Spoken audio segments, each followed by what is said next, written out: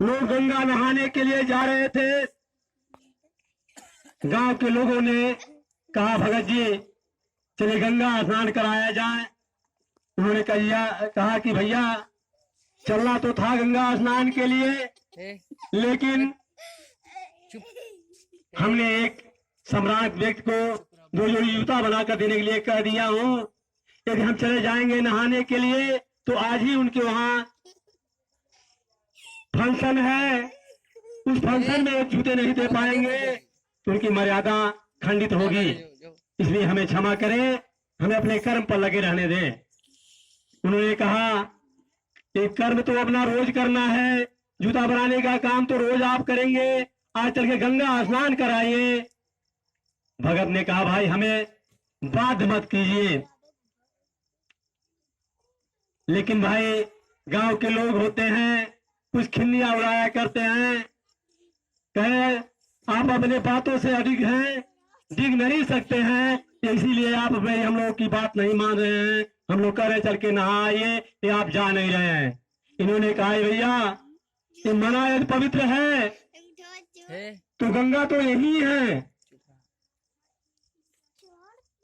कहे नहीं, कहे ठीक है जाइए आप नहाइए, ये 2 पैसा मेरा भी जाके गंगा को समर्पित कर दीजिएगा। कह दीजिएगा हे मैया भगतवा नहीं आ पाया, ऐसे कहिएगा भगतवा नहीं आ पाया, अरे 2 रुपया 2 पैसा दिया है, 2 पैसा आप ले लीजिए उसका।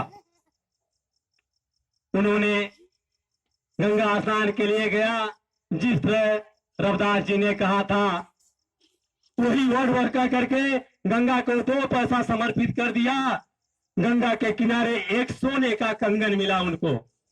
जब वह कंगन पाए तो बड़ा खुश हुए, इतना खुश हुए वो जीवन की सारी अपनी कमाई जैसे पा गए हों, इतना खुश हुए।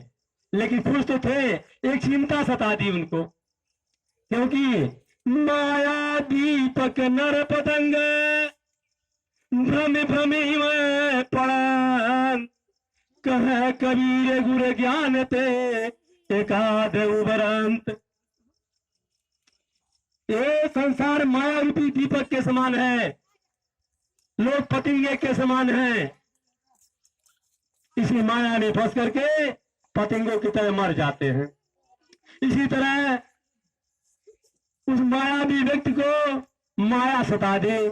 उन्होंने कहा कि एक कंगन मिला है, यदि एक कंगन और मिल जाता तो जोड़ा कंगन हो जाता, जो पहनता दोनों हाथों में पहनता।